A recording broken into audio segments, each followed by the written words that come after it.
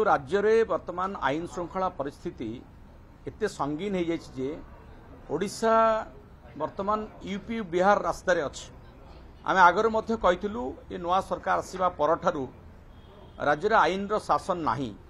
आज विधानसभा ए संपर्क में जो मुलतवी प्रस्ताव आसला अनुगुल रे एक 5 वर्षर नाबालिका को दुष्कर्म पर हत्या सरकार केमती नीरव द्रष्टा साजिछंती ये गोटे उदाहरण मात्र थिला। ये प्रस्ताव आलोचना प्रसंग रे आमे सरकार को सचेतन करदेलु।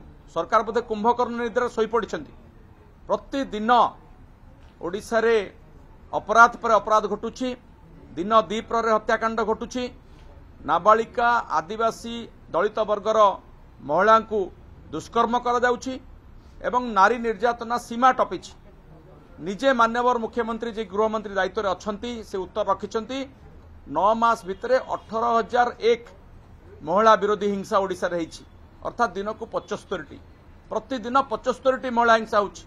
सेतिरे यौन निर्यातना अछि, महिला को दुष्कर्म अछि, हत्या अछि एवं इव टीजिंग अछि। सब कथा को जदि आपण मिसेई कि देखिबे आज ओडिशा रे महिला सुरक्षित नुहे।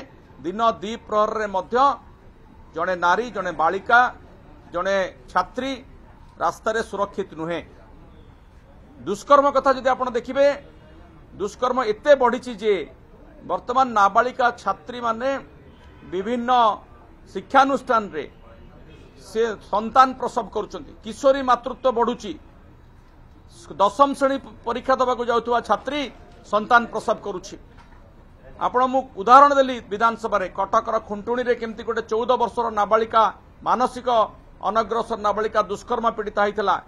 पुलिस पाखु जाइतला 3 मास तळे तार बापा पुलिस सुनिला नाही, ताकू तांको सहित कंप्रोमाइज करनवा पई चाप पड़िला। आज से नाबालिका संतान प्रसव करुची। याठारु लज्जार विषय किछि नाही सरकार पई। एभली दुष्कर्म एभली हत्या जो भली बारे बढ़ुची वर्तमान ओडिशा भारत वर्षर क्राइम कैपिटल होबाकू जाउछि। ए प्रसंग रे आमे सरकार को सचेतन कलु। सरकार मानिबाकू प्रस्तुत नुहंती। से भाउचंदे एबे भी जो राम राज्यर स्वप्न देखुतले रावण राज्य हो गलानी।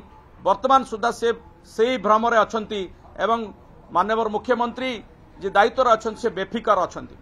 तेणु जेमती कहा जाए जेतबेले नीरो रोम जळुतला नीरो वंशीवादन करुतले सेमती भाव में वर्तमान सरकार दुष्कर्म हत्या जेतबेले रक्तरंजित होउची सारा ओडिशा सरकार वर्तमान उत्सव मनाउचंती। एभली सरकारଙ୍କର ज्ञान उदय हो एई जगन्नाथ पाखरे प्रार्थना करूछु। Jupiter Public School awarded as #1 CBSE school in Odisha by the Times of India in promising category. Best faculty, world class infrastructure, admissions open.